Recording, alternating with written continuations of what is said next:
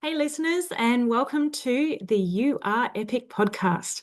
This is where we honour the people who've helped build not just our industry, but our communities. I'm Angela Hucker, and I am so glad that you're here. So, I'm taking the time to sit down with people who've been in construction for years, people who've been through the ups, the downs, and everything in between. You're going to hear real stories of resilience, growth, and moments that shaped who they are. This podcast is for those that want to learn more from people who've been walking this path for some time, and they're helping to lift up others and quietly making a difference along the way. It's also to show you that your journey matters and your voice matters. And in case you've forgotten, you are epic. Let's get into it. Today's guest is Penny Petridis, a qualified tradeswoman and entrepreneur with more than 30 years of experience across metal fabrication, carpentry, and building.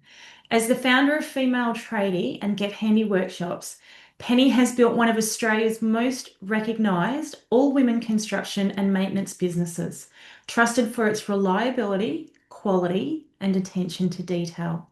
Through her Get Handy workshops, she is now mentoring and delivering renovation workshops for the next generation of women to get into trades, creating sustainable pathways and reshaping what is possible for women. So awesome to have you, Penny. Thanks for joining us. Thanks, Angela. Now, the first thing I always love to start with our guests is, you've been in this industry 30 years, or more than 30 years, which is an awful long time. I How on know. earth did you get started? Like, what enticed you to this industry? I think it was just as a kid, I was just always hands-on. So I think it was just a natural progression for me. Where, even as a teenager, where I was rebuilding cars, as a kid, I was in dad's workshop, so I was just always hands-on and I just loved it and I knew that. And I struggled in school academically, sort of thing. And I was just very lucky that I was able to move in and get an apprenticeship as soon as I got out of school. Now, 30 years ago, a female Mm, going into an apprenticeship was not no. really a done thing unless it was hairdressing, of course. Mm. So, how did you find that? Like, how did you actually find someone to take you on?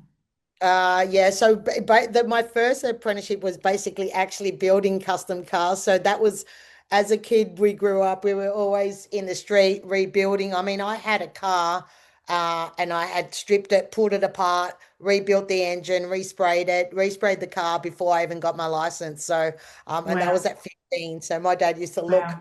outside on the street from the window, and go, "What are you doing, crazy?" So we were, into cars and stuff back then, 33 years ago. So, yeah, and someone in the street was basically getting a car built professionally. I kept going to the workshop, and this like, oh, it was an older guy. He was leading the industry then. And he was basically making cars out of hot, like round bar metal. And he basically bend them and weld them and put them on the lathe, and he'll make a full car out of just metal. So that was really fascinating to me. And Wow. I just kept turning up every single day.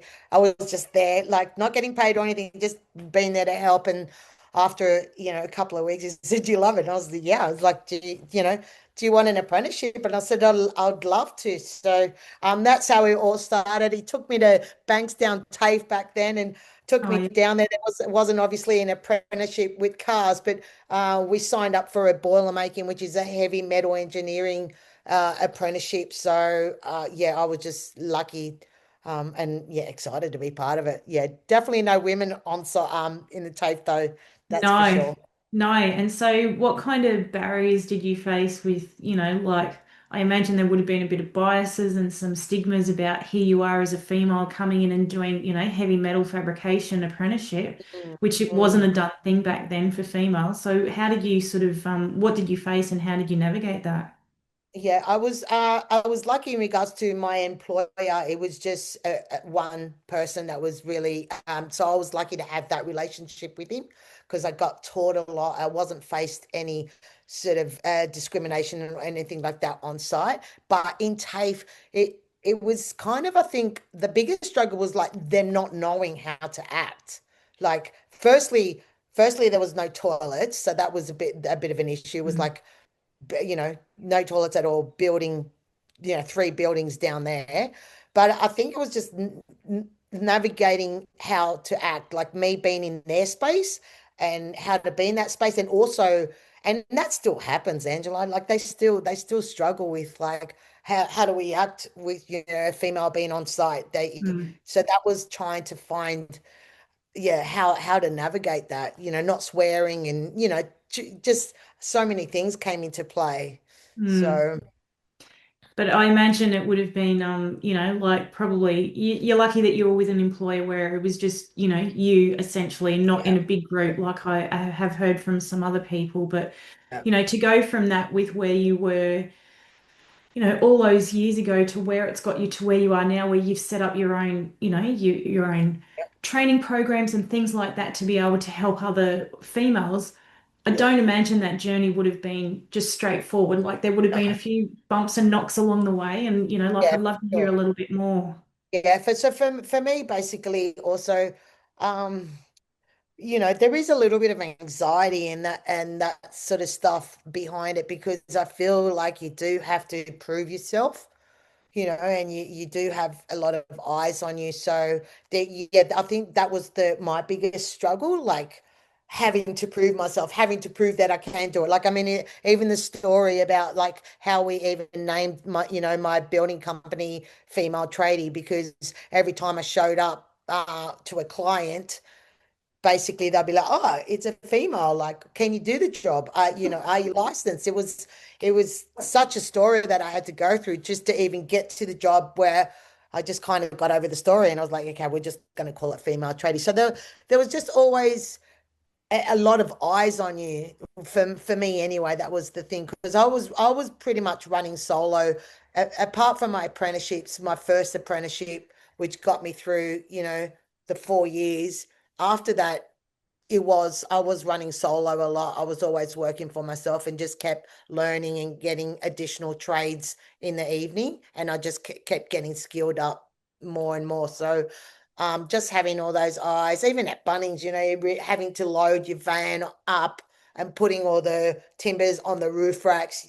The whole place was always looking at you, so yeah, that was a bit of a thing for me, having anxiety of having to prove yourself a little bit. And so, as a person, like, how did that make you kind of grow as a person? Like, what sort of skills did you learn as a result of that? Like, personal skills that you learned how to navigate that?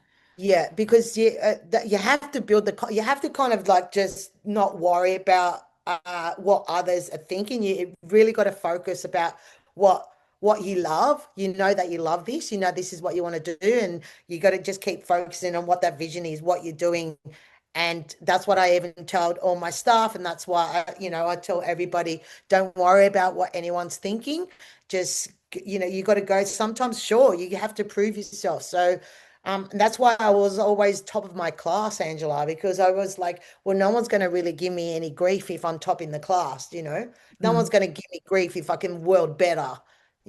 So I just kind of pushed myself to be at that higher level, where I feel like I was then grown into a position where they actually respected me. They could see how hard I worked. They could see that I was giving it my best shot. So um, yeah, I feel like that's kind of what got me over the line, and just being able to go, you've got this, you know what you want to do, just keep going, you know. I love that. And it's kind of it is that mindset thing, isn't it? It's kind of Yeah. like you said, like block out the noise and just focus on what you're trying to achieve and just, work towards that. Yeah, because it's tough. It's a tough job. Like, I was even talking to an apprentice that's basically, a builder's rang me up, and I sort of introduced them, a female wanted, through the Breaking the Barriers program, wanted to get into basically trades, and connected them with a builder. And, a year and a half in, there's a bit of a struggle there. Like, the females like struggling a little bit, not getting the support, but also realizing that it is a tough job physically and mentally. And then also hearing the other person's point of view, the builder, in regards to, their side of the story too. So it's not easy. It's not not that's why everybody doesn't do it. Like Mm. you know, you have to have a good mindset. You have to have a good physical and mental health, like and do your best, you know. Like it's a tough gig, but it's so worth it. I love that. And something that I know that you were involved in, which is a really remarkable program, which was actually helping 11 homeless women. And I'd Yeah. love to hear more about that and what was involved and, that the way that program worked and your involvement and what the outcome was as well, because I think it's such a beautiful story worth sharing. Yeah, and I do a lot of community work wherever I can. You know, first was the breaking the barriers, you know, with supporting women in northern rivers after floods. You know, there's a lot of them that were just so lost. And you know, also homeless because of the floods. So that was 30 women in that program. But the Eden House, tiny house program, that was I was approached by Susan Bowden, who's the founder, basically to again it was the floods sort of in the northern rivers and wanted to support homeless women. So Susan's basically in mental health, and basically what happened is someone's walked in and they've, you know, a woman that's over 60 and struggling with her mental health because she didn't have a roof over her head. And so Susan's like, well, we can give her all the mental health counseling all we want, but the fact is that she just doesn't have a roof over her head. So um, her and Stephen, which is that, you know, the owners of the medical clinic, basically said, well, what can we do to help this crisis that we're doing? So they, you know, took out money out of their own personal superannuation to fund this program, Wow. which you know cost them around $1 million basically Wow. to support women to help make a change, because obviously we've got a, you know, a really big issue and stuff. So they contacted me to be able to firstly teach, and they thought the first thing, the best thing that we can do for women, and I totally believe in it, is firstly be able to skill them up, you Mm, know, be able to teach women just we feel like women should be able to have the skills, you know, just like anything else. We need to be able to have the skills to fix and repair our homes. So we're not always relying on someone else. So mm, they basically contacted me and asked me to run a training program to support them to get skilled up, which was amazing. So we ran our beginners workshops and our 3-day carpentry and created a custom program for them. And we got them to a point where they learned quite a lot of skills. So they were able to support their builder building a tiny house. So the program basically was to get them to build a tiny home for them. So, and that's what they did. So, and just supported them through a WhatsApp group in regards to any questions and anything they had in regards to building their tiny home. So, yeah, it was just you know, just on TV the other day, and it was so nice to see everybody's outcomes and they're all having a roof over their head. So, yeah, we're looking to do another program again, actually. And I did watch it, and I was actually in tears at the end Yeah. of it because I'm like, you can see the struggles of where these women had come from. And, Yeah. particularly there was one woman who, like a couple of times had lost her house as a result of the floodings and she was Yeah. renting and stuff. And then it's, having to restart and, a couple of them with children and everything as well. And one of them was living in a tent, and it was just, then to be able to see the women that, was on this particular episode that I saw, and to get to the end where they're just like, wow, they were so, so grateful that they had their own space and they could have a roof over their head and they were safe as well. Yeah, exactly. And it was like a tiny home. Their space was like quite small, but you know, the fact that, you know, they've got a space, you know, that they do feel safe. So, and unfortunately, it is quite a, you know, quite a issue that we have, and really struggle with it and try to help as much. I mean, I'm in the Northern Rivers at the moment, and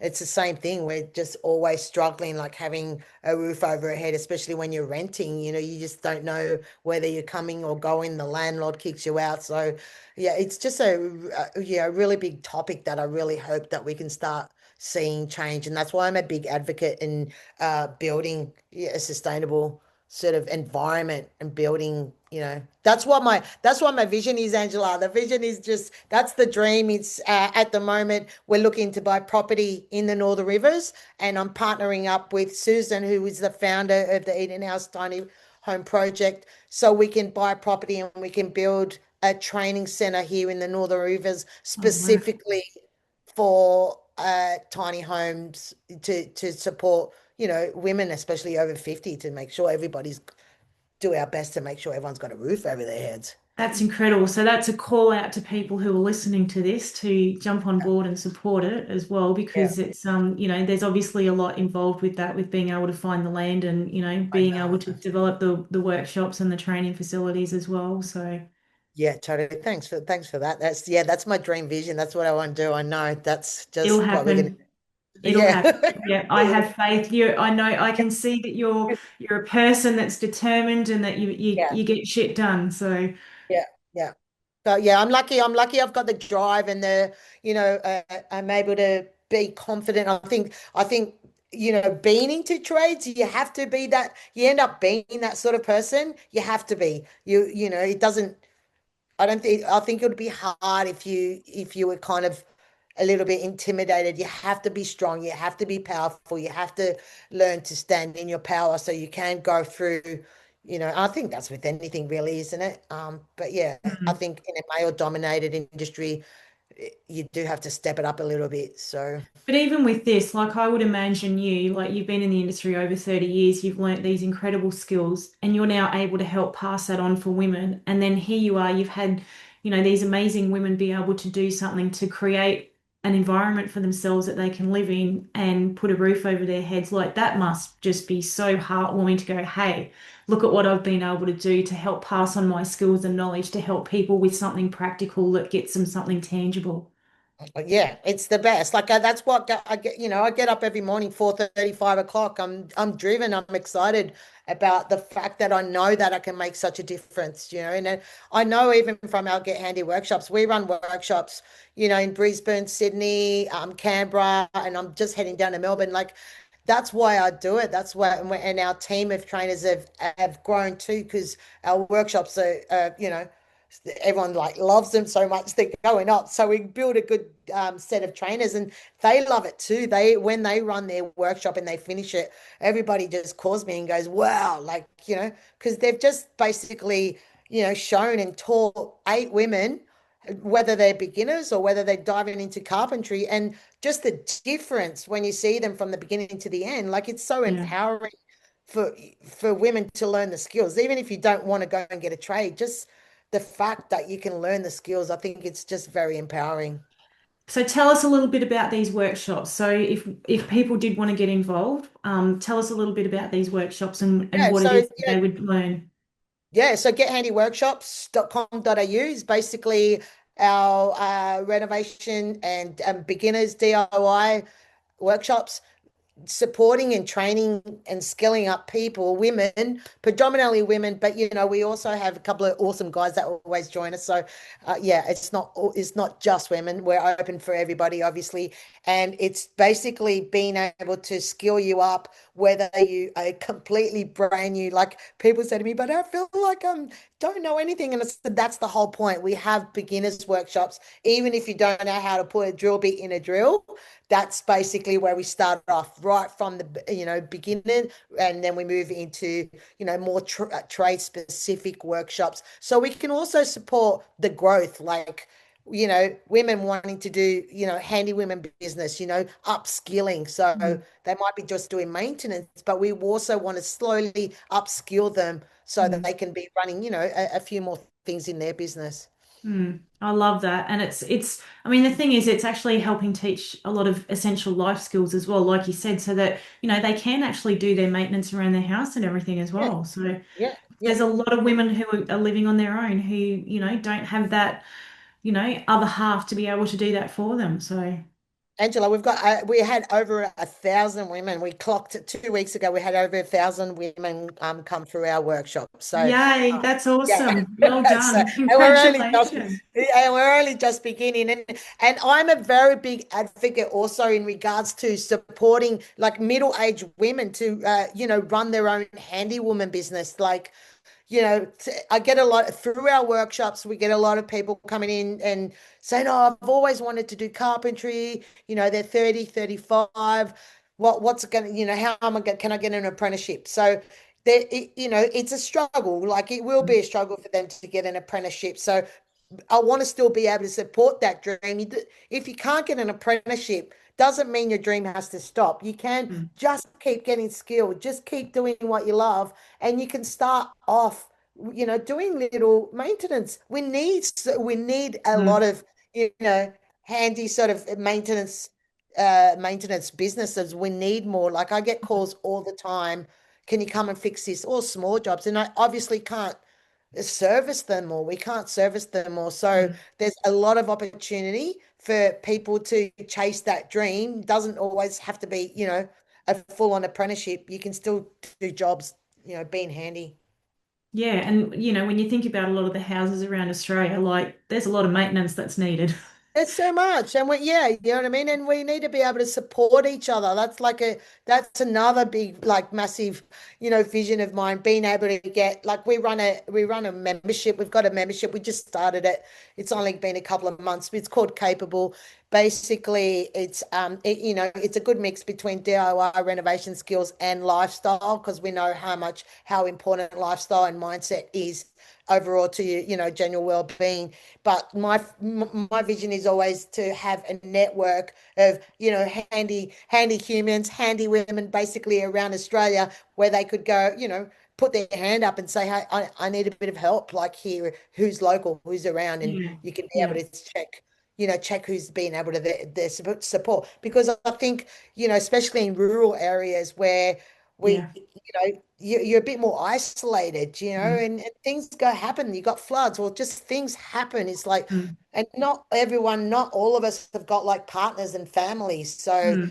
some of us are by themselves. So that's like a vision of mine, to be able to create a network of handy humans that are willing and able to, if someone puts their hands up and say, "I need some help," that we can sort of, gather up a little tribe and go and sort it out, Angela. Well, and especially like you touched on, especially after a natural disaster, and like you living in the Northern Rivers, like you've experienced the floods and stuff that have happened there that, absolutely desecrated the area. And that's when there's such a need after that to be able to help with that maintenance and, being able to restore the properties and everything as well. So, Yeah, and we need it everywhere, like all over Australia. Whether yeah, it's yeah, flood or not, we all absolutely. kind of need that support sometimes.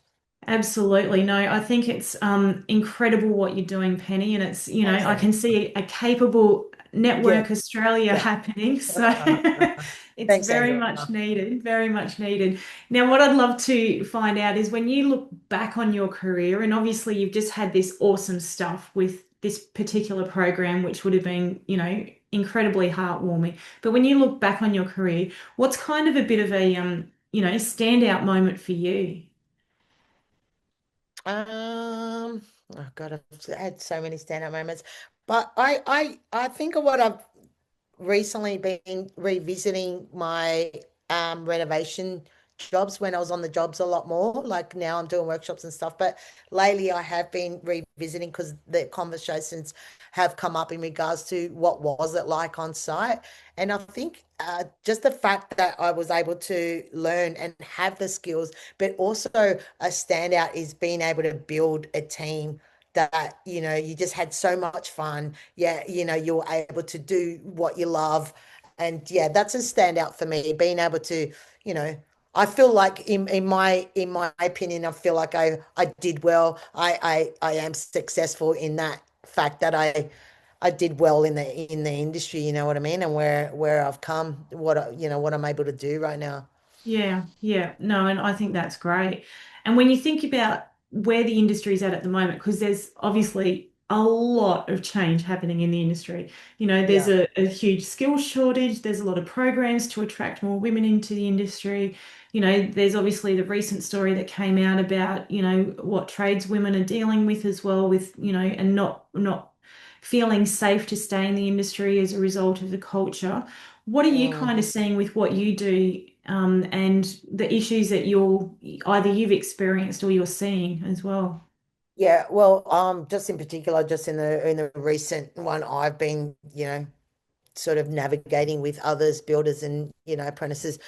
I think like we do the culture needs to change too. Also, the employers of how do they handle women being on site? I think that we need to, it's not just about getting them employed.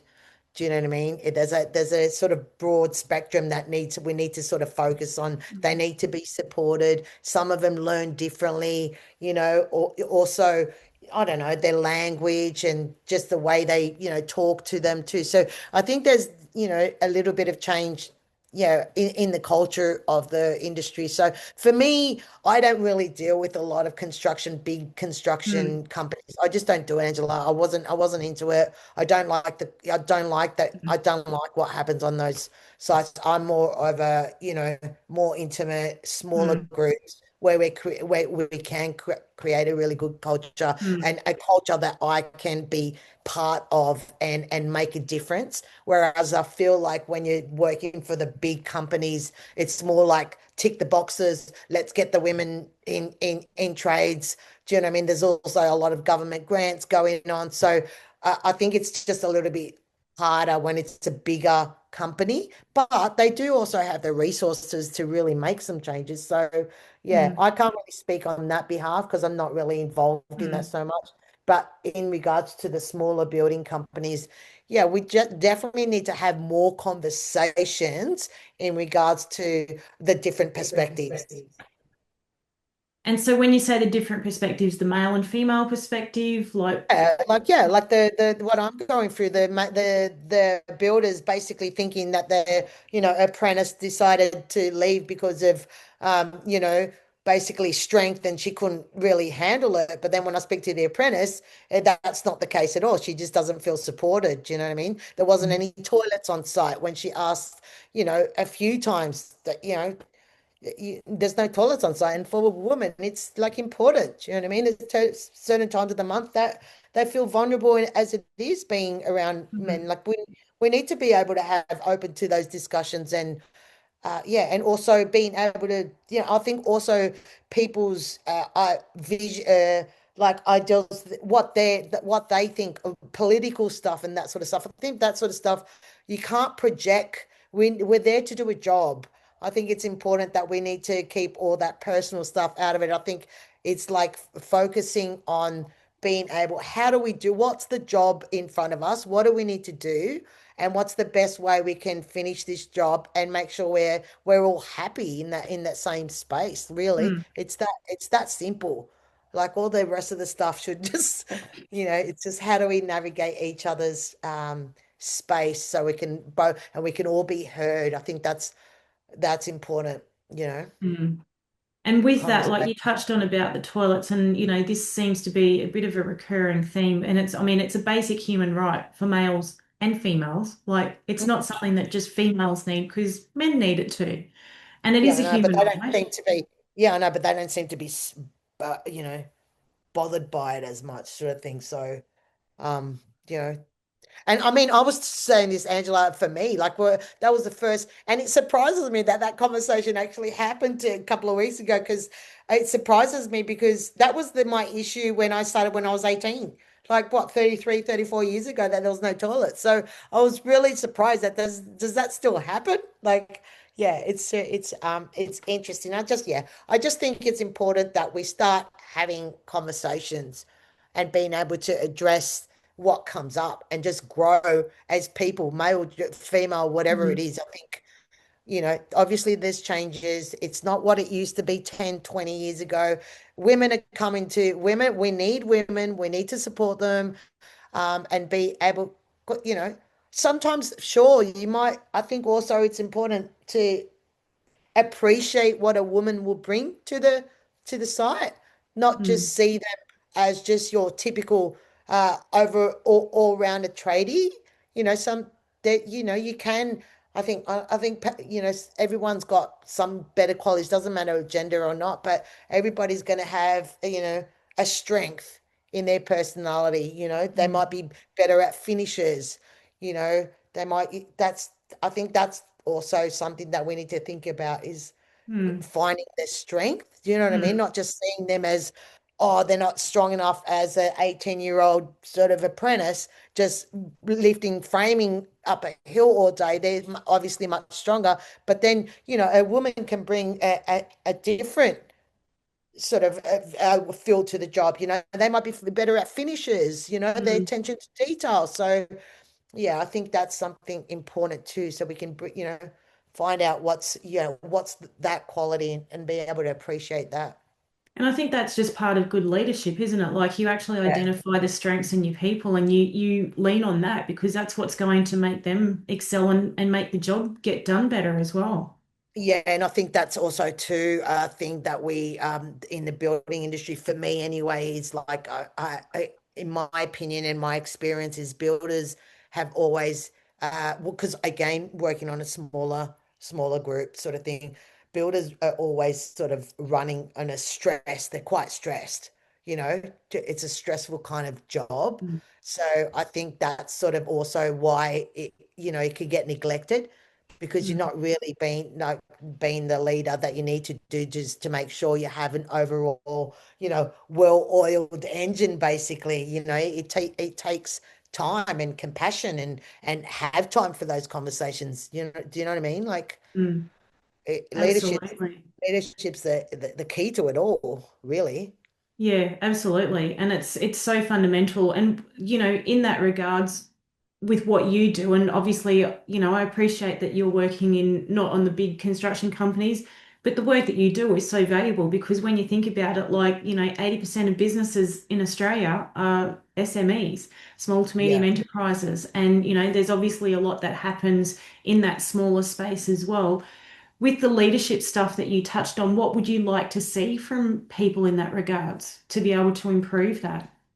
To have conversations and Yeah. not be and have the conversations and ask where are you at this week, what do you feel supported, how can we best support you, like just being able to and same either way, like being able to have conversations to be open about how they're feeling and then Mm, what's going on and then how can we best address it.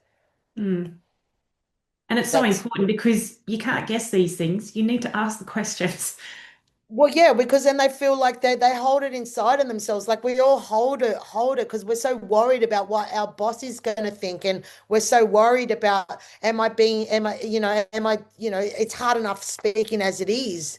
So especially when you want your job, you want to finish your apprenticeship, or you want, like having those conversations, it's not easy. Let's be honest. But yeah, we have to be able to from the beginning nurture it. So when you do get a job, be able to nurture that so you feel confident to have a conversation. Mm, And you know what I mean? For me, I think that's the biggest barrier is not feeling like you can speak up. mm, mm. And communication, I mean, the communication can solve everything because it's so, I mean, not just even in a work context, but even in your personal life. If you can Yeah, exactly. communicate well, like you can Exactly. get on the same page, can't you? Yeah, So, exactly. Yeah, exactly. Yeah, that's right.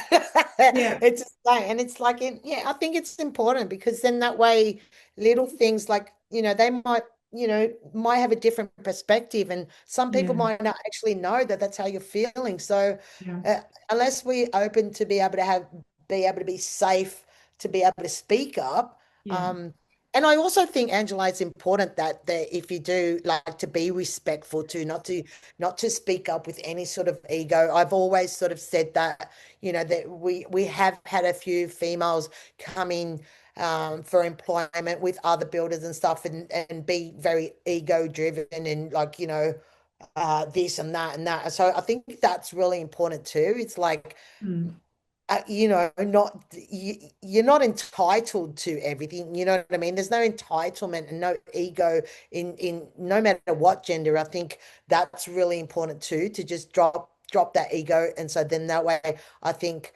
you actually will be respected if you come at a different angle. Like I don't think mm. ego brings respect. So yeah, it's Well, come make there's a saying, you have to give respect to earn respect as well. yeah, So, perfect. Yeah. yeah, So, yeah. so I think that's really important. So. Yeah, no, I love that. And, I appreciate you sharing that because it's so valuable. And especially that, there's so many women being targeted to come into this industry. And it's, to be able to get some valuable information like that is really important for them to understand about that element as well. Yeah, I think that was one of the biggest things, Angela, especially like when of my first apprenticeship was to, I mean, it would be a little bit different now, but I think what the best thing about when what made me navigate it without too much drama and a little bit of respect in that sense was knowing what conversations I should be part of and what conversations just to walk away from.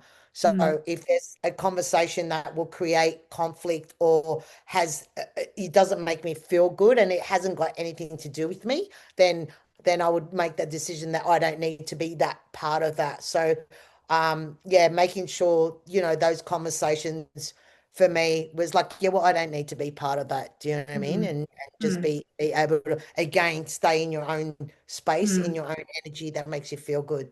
I mm. think So it's kind of having that self-awareness as well, like what's going on and hey, do I need to be part of that or not? So, yeah, exactly. Yeah, make sure yeah, keep the, yes. smooth ride. That's it. That's it.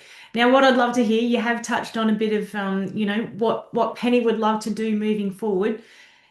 If you had a magic wand and you had a wish list, what would that look like as to what you could achieve moving forward? Other than your training facility and everything that you mentioned, what would you love to see for the industry, for women? I just would love, like just in general, for it to be, open, and like a lot of diversity and not have many barriers. I want to be able to see if someone, wants to get in a trade, that the possibilities are there for them, and there's an easy way to, navigate that. Whereas at the moment, I feel like I get a lot of calls and they say, I want to be an apprentice. I think there's a lot of barriers that makes that. So for Mm. me, I would love it for people to be able to, if that their dream is to get on tools, whether it's get a trade or learn the skills for renovating, that I wish that they can have an easy process to get into that. And is the process, when you say about that, those barriers in the process, is that as a result of, trying to get registered as an apprentice or trying to find the employer Get a or job. understanding Yeah, what the pathways are? What is that exactly? just get a job. They Yeah. say that there's a lot of they say, we put billions of dollars to get women in trades, but women are still struggling to get a job. Do you know what I mean? And even if they do get a job, they get a job that you actually love, who you employer with, and that you're happy and you're willing to actually get, able to stay there for 4, 6 years. That's another story Mm, again. mm, Retention. Sure, we can get them in there, but can we hold them for 4 or 5 years? mm. Well, we know that's a big issue because, the stats are 76% dropout in the first year. So, Exactly. That's it. So that's what I would love to see. I would love people to have the opportunity to, chase their dreams. And if it's getting on tools, then um do that. and so what's the future looking like for Penny? I'm packing my tools in my trailer the next couple of weeks and I'm leaving the Northern Rivers. There's about 3, 4 months in between us purchasing a property, hopefully, fingers crossed. So while I wait for that, I've decided to pack my trailer with tools and I'll be heading down the coast and doing a bit of an empowerment on tour, sort of for the next few months, right down to Sydney, Canberra, Melbourne, Newcastle, possibly Adelaide. So I'll just go and share my skills as much as I can. Awesome. I love it. I love it. You're such a credit to this industry, Penny, honestly, Thanks, and with Angela. what you're doing. So, what I'd love to ask you in closing is that if you had someone standing in front of you and there was some words of wisdom that you could pass on to, and it could be a woman who's considering coming into the industry or someone who's in there but maybe dealing with some issues. Or it could be an employer, should I actually get a female apprentice? Like whatever it is. But, if there's something, I always frame it that for me, it's kind of like if there was one thing that you could say to someone and it's the same thing that you would want everyone to hear that message, what would those words of wisdom from Penny be? There would be two things, Angela. That's two things that came up. Firstly, was like, don't give up for whatever that dream is. Like, don't give up. There's always a way towards it, even though it might not seem so easy. There is always a way towards it. And the second thing would be to make sure that if you don't know how to get there, to get the support, whether it be a mentor or a coach, get the support to help you get there. But either way, you can if you really want to. That's the, yeah. Absolutely. And I mean, we can achieve anything we want to when we put our mind to it. Yeah, and that's it. And just if you feel like you can't, then just yeah, make sure you get someone to support you. Mentors is lots. We're so lucky now that we do have, we have been in the industry. We have so many mentors and coaches to be able to help us get there. The only thing that stops us basically is our limiting beliefs. So, Mm. just yeah, I know that you can get anything you want. So yeah, Yep. Yep. And you're a perfect example of that. So exactly. I love it. I Thanks, love it. thanks, Well, Angela. Penny, I just want to thank you for everything that you're doing to help empower women as well with, sharing your knowledge and wisdom because, we certainly need more selfless humans like you in this world. And, very grateful for all that you're doing to help support these women and, just make them thrive as well. And, the incredible work that you're doing and the programs that you're involved in, the workshops that you run, like it's just truly, truly tremendous. And, for Thanks, the Angela. effect that and the impact that you're having as well. So just want to thank you from me to you for what you're doing to make a difference. So, Thanks, Angela. Thank you so much. Thanks for so much for having me. It's great. oh, look, the pleasure is all mine. So thank you for taking the time to join us. We really appreciate it. No worries. I'll speak to you soon. Will do. Thank you so much for taking the time to listen to this episode today. I hope this conversation gave you something that you can take with you, whether it be a little bit of insight, inspiration, or maybe just a reminder that you're not alone. If it resonated with you, please share because we're better when we help build each other up. And remember that your experience, your story, and your journey, it all matters more than you know. Until next time, stay kind, stay connected, and never forget you are epic.